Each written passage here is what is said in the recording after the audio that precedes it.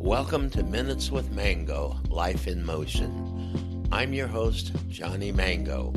This is the place where we inquire about lifestyle, culture, and careers. Weekly, we meet with new guests that make a contribution of their insightful stories about their careers and how those careers impact their lifestyle and culture. Hello, everybody. This is Johnny, and welcome to Minutes with Mango. You know, sometimes when we're reading books, there's some really interesting topics, and today's guest is, I think, a very interesting author. She has written about 6 books, 4 have been published already, 2 are on the way. She does traditional history writing, but one of the things that really caught my eye was that she does some things with metaphysical writing and metaphysical history. I guess we could call it metaphysical history. She'll clarify it for us. 2 of the books on metaphysics is the Metaphysical Thomas Jefferson, which premiered on Amazon as the #1 new release in political commentary. And her next book in that genre is the Metaphysical Leonard Cohen, The Last Interview, which sounds pretty interesting. So anyway, without any further ado, I would like to welcome Suzanne Munson. Hello, Suzanne, and welcome to Minutes with Mango. Hello, Johnny. Thanks for being here. And you do some interesting work as an author. So can you tell us a little bit about yourself and how you got onto the author path? Well, recently I discovered a diary that I had written when I was 16. And I turned to a certain page, recorded that I had just won a little writing contest. Yeah. And I said, this will help me in my writing career. And I had no idea that I had that concept at age 16. But I had some encouragement from my mother and from my 6th grade teacher. She said, Suzanne, I think you have some writing ability. You just have no idea how a few words of encouragement can change somebody's trajectory. Sure. I majored in English, could have majored in history, but I majored in English, and that was extremely helpful because I did have a career that involved writing for different companies and a nonprofit. And I wrote news releases and magazine articles and websites and annual reports and things like that. So writing was always part of my career path. Then when I retired, I thought, oh boy, I can finally write this book that's been roaming around in my head for several years. And that was my first book, the biography of founding father George Wyth, called Jefferson's Godfather. First of all, you talk about the power of one. Can you share with us what that concept is? I know it has to do with how one person can change history, but share with us how you got into that and how you address that. I did very little thinking about that until I started studying the life of George Wyth. And oddly enough, I learned about his life by reading about his death. He has the dubious distinction of being the only signer of the Declaration of Independence to be murdered. Ooh. Actually, I think he was collateral damage. I'm not sure he was intended to be murdered by his nephew, but his nephew, just to tell a little story about this because it's interesting and got me very interested in the power of one when I got into George Wyth's life. The nephew was a reprobate. He was a gambler and an alcoholic, and he began stealing from his uncle. His uncle, he was the main surviving relative of his uncle, George Wyth. And so he found the will one day. He had already begun stealing from his uncle, and his uncle told him he'd be written out of the will if he did it anymore. And so he found the will, rummaged through the desk one day when his uncle was away, and found that there were several people of color, former slaves that Wyth had freed, who would receive part of the estate. But if he survived them, he would get their share. So one morning he poured rat poison into the morning coffee And it did kill a young man who was in the will, and it damaged the housekeeper who was in the will. And it made its way upstairs to George Wyth, and it took him 2 weeks to die.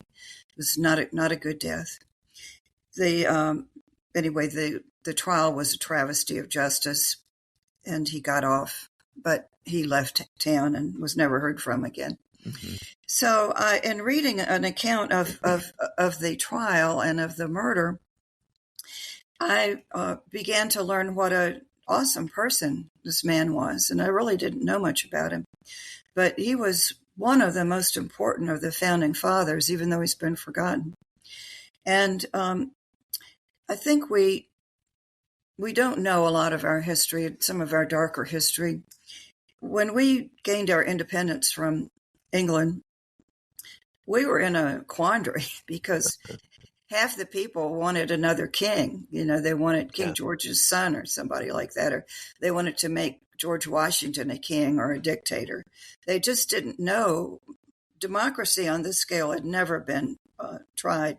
There was democracy in ancient Greece and Athens, and there was briefly the Roman Republic, but on a very large scale, and this is a large country at the time, and not as large as today, of course, but many millions of people. And so it was a grand experiment. The wrong people could have easily gotten in at that time.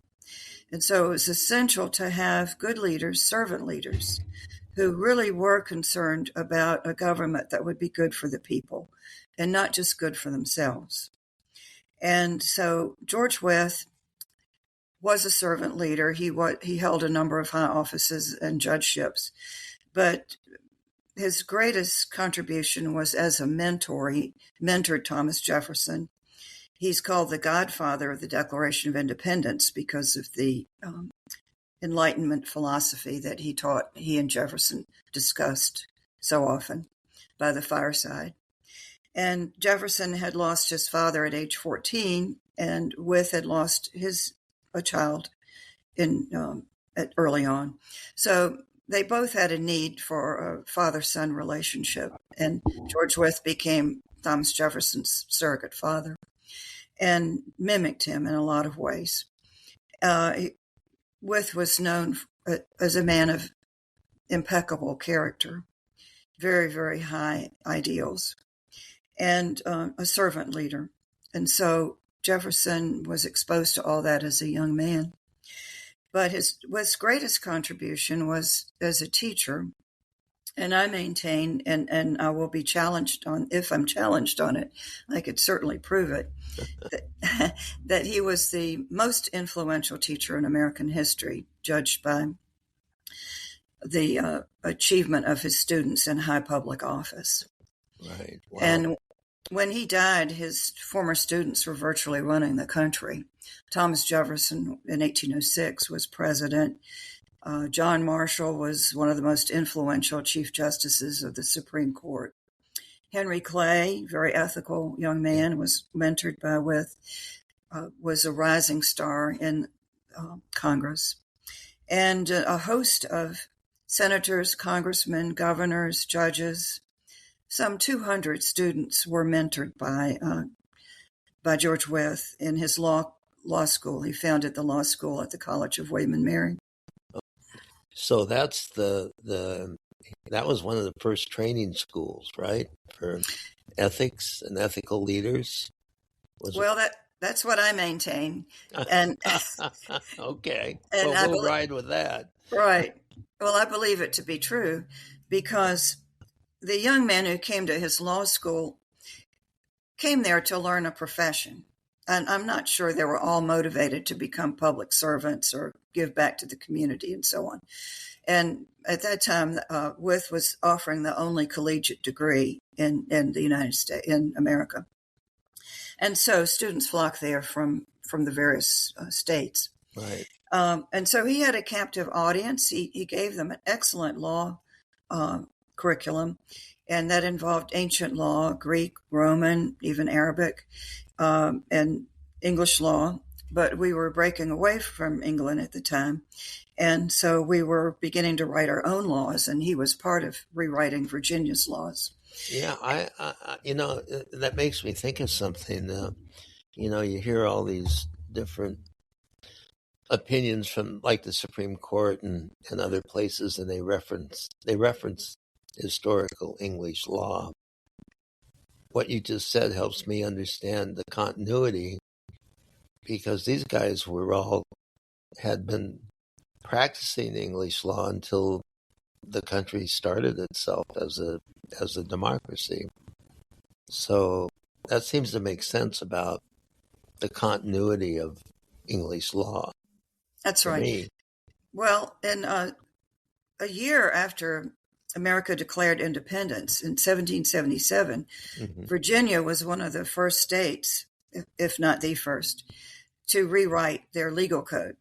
And was a 5-member committee originally, and the 2 remaining ones who really did all the reforms were George Wyth and his former student Thomas Jefferson. Okay, So they kept the English laws that applied right. to us in America, but they also suggested new laws, bold new reforms, like Okay. public education, religious freedom law. These were not from England. They Right. were the ideas of Jefferson and his mentor, George Wyth.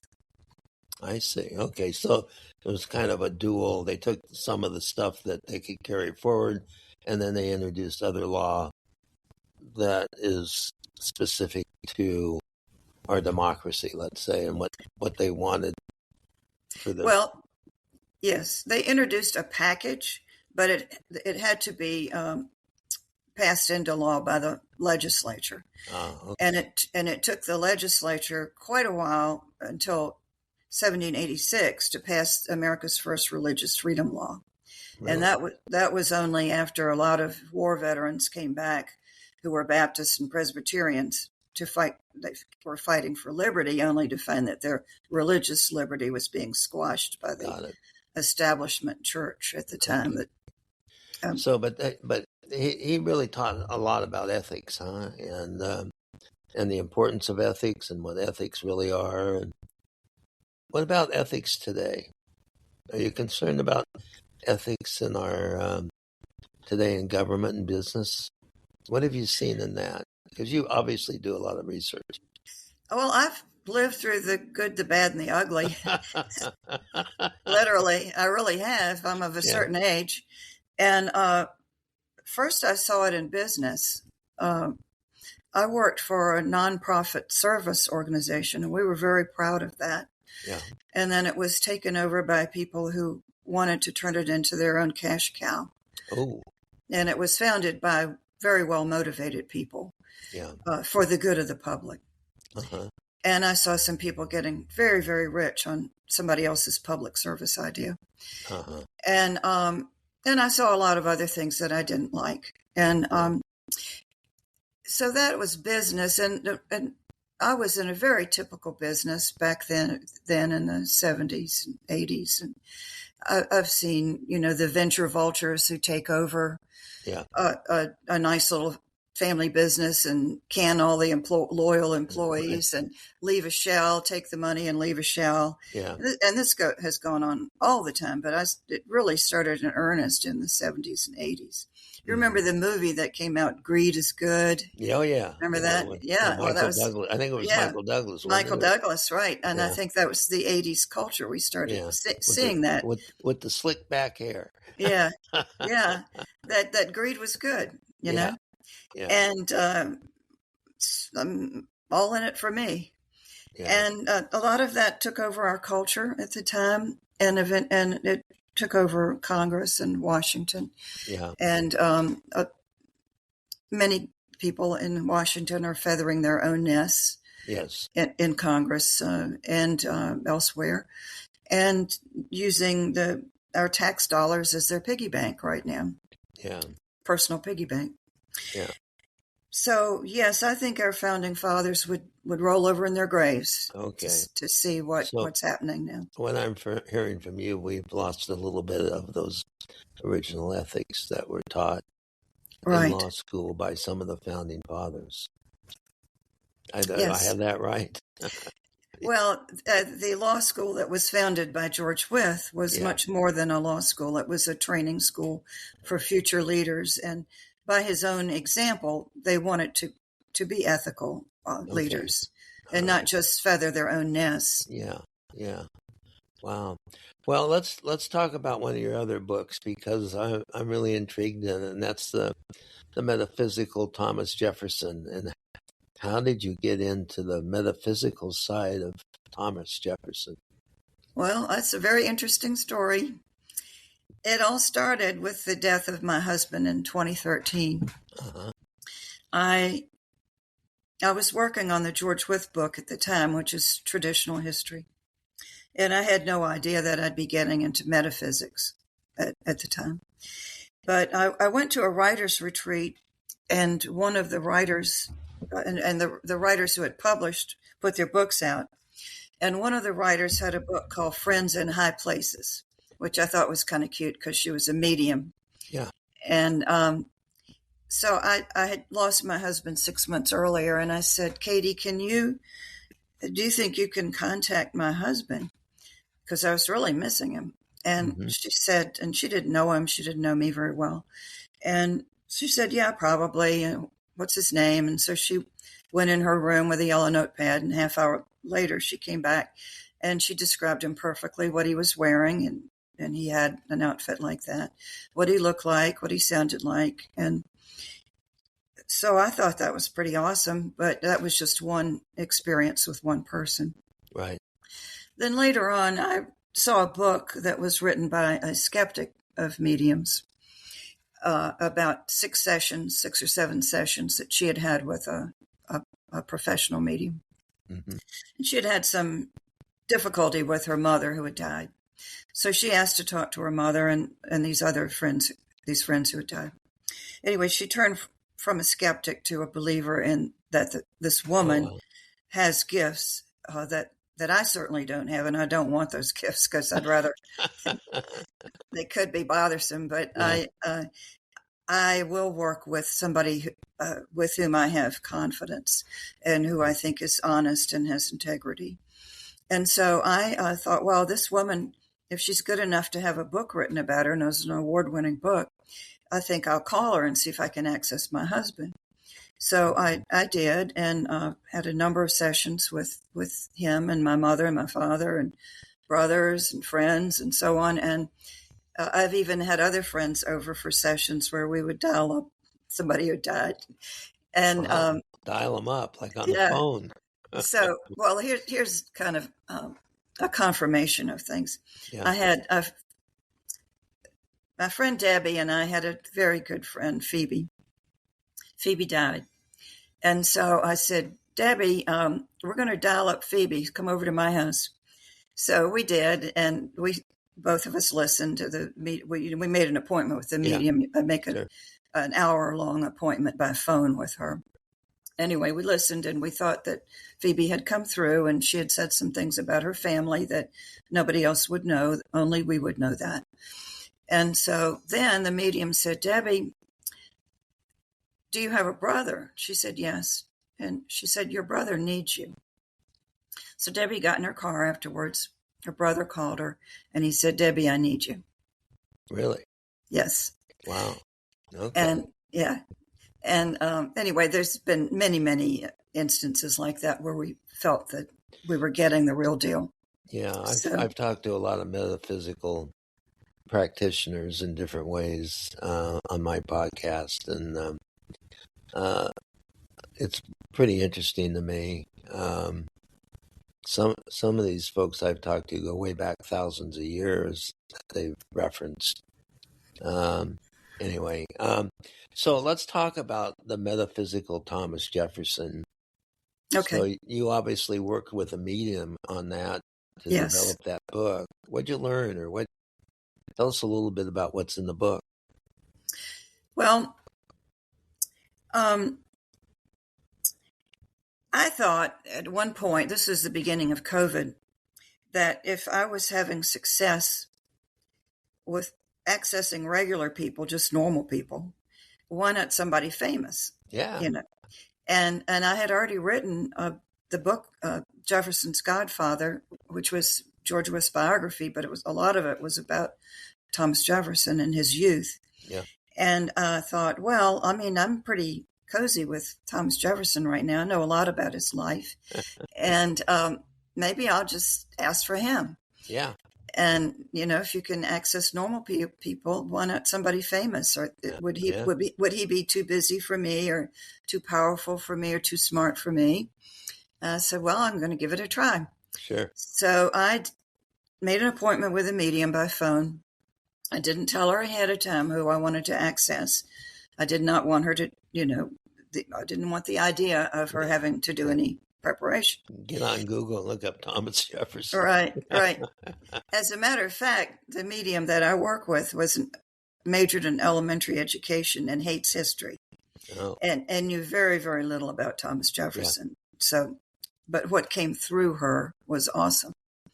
And so there's no way she could have made up what came through to her. Really? Wow. It was totally different level. I mean, she's a nice person. I'm sure she's a smart person, but there's no way that what came through she could make up. Yeah. She's just not that kind of person. So anyway, I asked for Thomas Jefferson. She said, what do you want to do today? I said, well, I'd like to talk to Thomas Jefferson. So I think there's some kind of green light on the other side.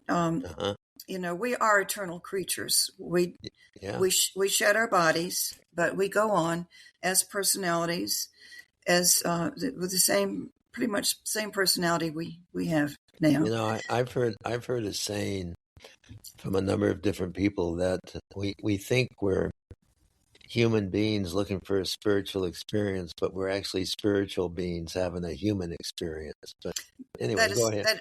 I agree with that 100%. Yeah. So anyway, I think there's some kind of green light on the other side where they know that you're thinking about them. Uh-huh. And so I think Thomas Jefferson was making himself available for this interview. And so I was very polite and, hello, Mr. Jefferson, and all that, and thinking about writing a book. I wondered if you'd like to participate. And he said words to the effect, well, I think your heart is in the right place. In other words, I wasn't writing it to make money. I was writing it to inform people. Mm-hmm. And, making money would have been nice, but I really wrote it to inform people. And so, or I won't say I wrote it. I transcribed it. I published it. Okay. So he agreed to work with me on a book. And so we had 8 or 9 hour-long sessions, and I would ask him different questions about government, higher education, the media, religion, so on. And then I took furious notes. Whenever I have a session with a medium, I take very, very detailed notes, because the sessions are recorded, but I don't like to go back and listen to an hour of recordings every time I want to access what was said. So, but in this case, and usually I don't go back and listen to the recordings of family and friends because I have good notes. But in this case, I did use the recordings meticulously to make sure that I was using all the right words and not leaving anything out. And that took a lot of time. So I divided the conversation up into different categories: what he thought about government, religion, higher education, the media, use of the military, foreign policy, and so on. And so then eventually I put the book out, and it did preview as the number one read in political science at that time. Mm-hmm. And there was a lot of interest in it. But so in the beginning of the book, I have an introduction about access mediums and so on, that they were out of favor in the last century or two, actually since the church banned them. but that there are, and there have been some charlatans, but there are people of goodwill who are doing this very, very good work. Anyway, so in the beginning of the book, I talk a little bit about how universities are studying mediumship now. It's the subject of scientific inquiry. And I said, there's only 3 ways to look at this book. I said, number 1, the medium made it up. Number 2, I made it up. Or number 3, you're getting the real deal. Yeah. And I said, you just decide for yourself. If you can't believe in mediumship, fine. It's still a good book. The concepts are extremely important for today. Just read it. You'll enjoy it. So I have one question. Did Thomas Jefferson have any reference to current events at all, or was it all based on his time when he was alive? Okay, that's very interesting. Spirits know quite well what's going on today. They observe us. They observe us. And if you have any favorite relatives that you love very much, they're around. They're watching. They're hanging around. Huh? Yeah, they are. And I better be careful what I do. And they're only trying to be helpful. Yeah. Okay. They're only trying to be helpful. And yes, they are very much aware of what's going on today. I mean, they're in the catbird seat. They can observe the whole world if they want to. Yeah. And so, yes, he's very much aware of what's going on today. And but he assumed the persona of Thomas Jefferson. I think his soul is really far greater than just that one lifetime. So he was, in fact, I was talking to that Thomas Jefferson. Yeah. And so, yes, he said, well, these recordings took place in 2020. Yeah. And so a lot has happened since then. Mm-hmm. But there was plenty of bad stuff going on in 2020 in Washington. And so he said, his spirit walks the halls of Congress, those halls that once were sacred. And he does talk about how so many people in Washington are there for their own self-interest and not for the benefit of the public. Right. And he was very concerned about big money involved in politics. Mm-hmm. And so at the end, and he was very, very critical of what's going on today, naturally. And at the end, I said, well, you're just full of criticism. I said, well, what would you do if you came into life this time? Yeah. And that was an interesting response. And he said, there's very little that I could do if I came in now by myself. He said, I would have to gather a circle of integrity around me. If I came in Congress, it would have to be members of Congress or the Senate. But it would have to be a large enough circle of people of integrity to make a difference, to pass the right laws, to do the right thing, to think of the people first before yourself. Right. He said, there's very little that I could do right now because that circle of integrity is very, very small, if it even exists anymore. And I said, well, what if you were president? And he said, same thing. You know, I'd need enough people behind me who wanted to do the right thing, right, to make it work. Otherwise, I'd be ineffective. Uh-huh. So he is encouraging us to form circles of integrity and to elect people of integrity who will have the people's welfare in mind rather than their own welfare.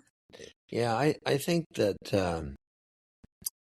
I think in our culture, in our country, I don't think enough people pay attention to the political atmosphere. And so they go off of sound bites when they decide to vote rather than digging deep. And what's so crazy is we all have we have more access now on people than we've ever had, just because we can do our own research. But I think a lot of people don't. I think they kind of hear a sound bite or get a mailer in the mail or, something. That's right.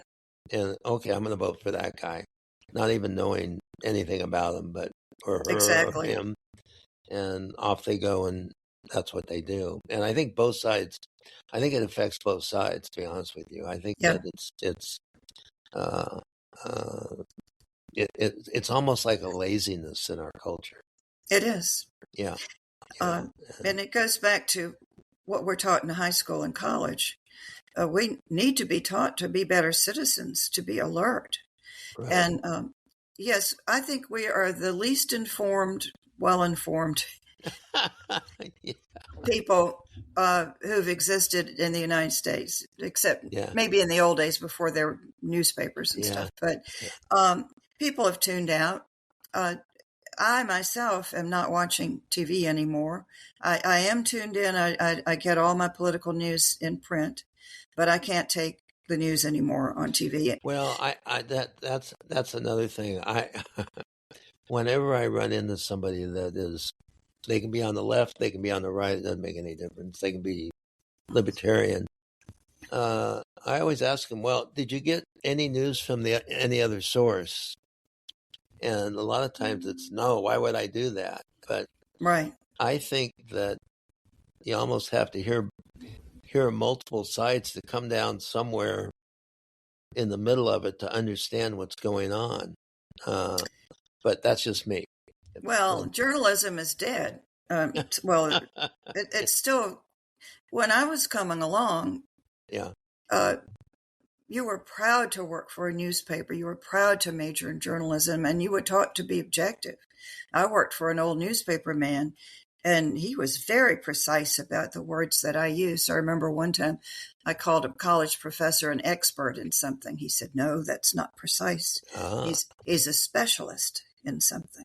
Okay. Oh, wow, so that was my lesson in objectivity. Well, most, our news media is divided into so-called liberal and so-called conservative. Yeah. And there's not that many people that play it straight down the middle and show both sides. Yeah. And of course we have very slanted media now, and a lot of the media is covering up what's really happening in this country. Yeah.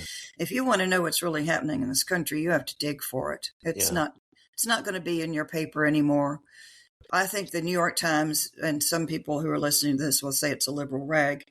I think they still have journalists who are trying to tell the truth.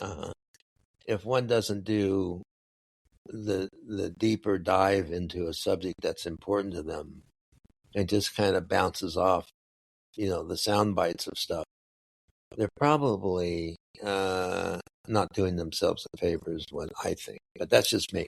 And well, yeah, people are very, very simplistic in their voting right now.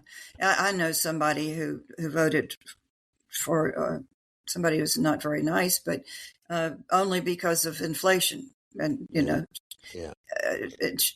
so look what happened. Yeah. Well, the other thing, I've talked to a lot of people, historical religion, and I after talking to these people, I've come to the conclusion that the apostles got it wrong with Jesus, that Jesus was more of a metaphysical entity, and his teachings were more metaphysical, but that when he checked out, the apostles were left with their own interpretation. And in fact, I had somebody on, I don't know, 6 months ago who said that it was the Deuteronomists that changed the whole concept of Christianity. Yeah. From a more forgiving concept, self-realization concept. Yes. To this, fire and brimstone stuff. We're all absolutely. We're all headed for the fire hole. Those beliefs were shaped by the Roman emperors. I believe that. Who wanted power and control. Yeah. They made the people ignorant, and they burned the books that we should be reading, the lost gospels that I think tell the real story of Jesus. Yeah. They wanted the people to be ignorant, so they could only get to God through their own priests. Right. And their own and you have to pay the priest to forgive you of your sins at some point. That happened. Anyway, I think it's very important for people to go back to original Christianity before the Roman Empire made it official and messed with it. And that includes the Council of Nicaea and the Nicene Creed and all that we have. And all that is being brought to light now. If you go online, you can find all kinds of things about those lost gospels that they found in 1945, right. About what really happened at the Council of Nicaea. It was political theater. Anyway, we could go on and on about that. I know. Well, we're talking metaphysical stuff, and that actually has a bearing on it if you think about it. Yes. Let's talk about, before we go, I know you told me you're retired, and let's talk about leading after retirement, because I think that's important for people to hear from you about that. And let's talk a little bit about that. Well, luckily, I did retire with a purpose. I did want to write that book about George Wyth, Jefferson's godfather, and that was really my friend after my husband died, and I couldn't write it. For some reason, I didn't get much writing done at home, so I'd take my little friend book with me to writers' retreats and all kinds of retreats all over, and even though I was by myself. Anyway, so I was fortunate because I do have, if I didn't write, I might try to paint, but everybody should look for something useful to do or entertaining to do. But beyond that, you can't just fill your life with golf or bridge or some people do. I know. Or looking at TV all day and you're lazy boy. My God. Yeah. Yeah, and a lot of people do that because they haven't discovered that they can be useful. They don't know how to be useful in terms of helping other people. You know what I call that? I call that sitting and looking out the window. Yeah, right. Yeah. And I think people would like to feel more useful. They just don't know how. And so it's the most important thing you can do in retirement, whenever you have the time to do it, is to help other people, and particularly the less fortunate. And this could take many, many forms. If you play the piano, go to a nursing home and play the piano for the elderly people there who are lonely and sick. If you're in AA, sponsor somebody, go to meetings and share. Yeah. If you have any other talent, you need to go where you're most comfortable. Now, I'm very comfortable with drug addicts and alcoholics because I find that they are real people. Yeah. They are real people, and they tell the truth and they get honest. And, really? Interesting. Yeah. And I teach classes to them. I teach in a year-long rehab facility called the Healing Place here in Richmond. And so I get them toward the end of their rehabilitation and when they're getting ready to go out in the world of work. Yeah. And so the staff asked some of us, could you please help us teach our classes? So I picked two I wanted to teach, and one was love and forgiveness, and the other is emotional intelligence. Oh, good. My husband, who's always been just a complete businessman in his life, in his semi-retirement, is starting to has reached out to others, and he teaches ethical decision making and leadership. Oh, okay. And so we get as much out of teaching the classes as our clients do. Yeah, I my wife volunteers at a women's prison. She mentors a choral group, which has expanded tremendously. And what's amazing to me is how it's changed my wife to the better. Yes. Being able to, she still works, but she does this twice a week, and it's her life. Yes, absolutely. It's absolutely amazing. But actually, I don't know. I feel uncomfortable with those people because at least the people in rehab, because they know they need to change. Yeah. Yeah. And the same class, if I taught it at church, they probably didn't think they needed to change. So well, isn't that isn't that how church works? So, but I belong to a service club, a Kiwanis club, and the members, a lot of them are retired, and they go into underserved schools and they read to the little kids. Yeah. Once a week. And also we raise money for all of these organizations that help the underprivileged. Right. And so that is a way that these retired people, not all retired, but a lot of them, Right. Find a way to give back to the community, to be doing some good with their lives. Right. And I think there's a lot of healthy retired people, more so than Yeah. ever before. I mean, we can get our joints replaced now. We can get our hearts fixed. We can replace our kidneys. There's a lot of That's things right. that keep us going that weren't around even 15, 30 years ago.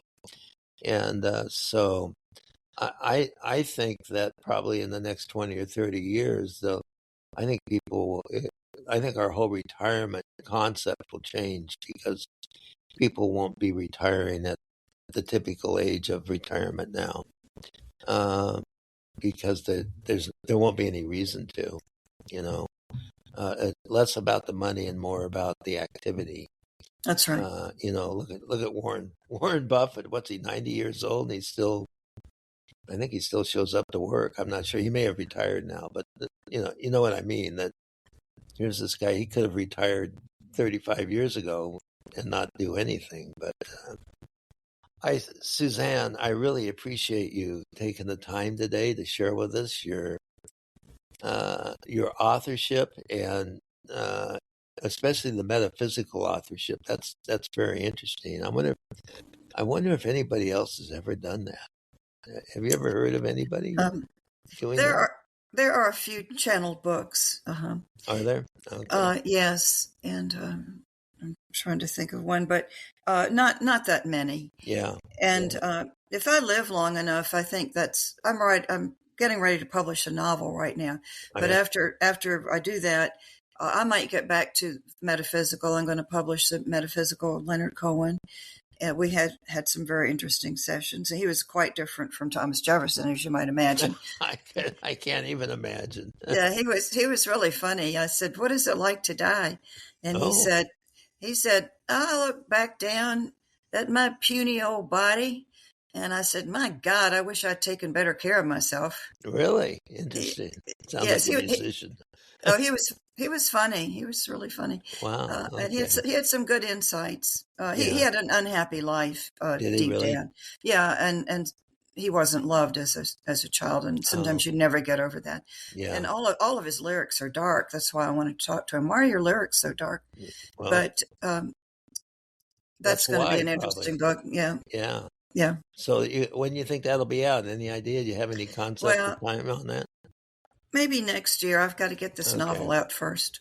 All right. Well, good. But if I live long enough, I'm going to do more metaphysical books. Well, maybe you can do it from the other side. Ooh, no, they actually, Leonard told me they don't do that. Oh, really? Yes, he said. I said, why don't you send us a song? Yeah. I'll write it down. He said, we don't do that here. We're mentors here. If somebody's on our wavelength, we'll help them, write. That's interesting. Yeah. There's a whole separate need for a spiritual entity versus a human entity. Yeah, That's what I'm hearing from you. That's right. Yeah. And but they're very interested in us. We're like their amusement. So, but anyway, if I live long enough, I'm going to do more metaphysical books, and I'm waiting for Bob Dylan to cross over. Oh, okay. And after he's there for a while and has a perspective on things, I might ask to talk to him. Well, good. Okay. Well, what an interesting life you've selected in retirement. Congratulations. I'm enjoying it. Yeah. Well, thanks for being here. Thank you. You have been listening to Minutes with Mango, Life in Motion. Subscribe to hear a new and unique guest each week as they comment on their life's journey and share experiences with lifestyle, culture, and career. You can always find us at minuteswithmango.com.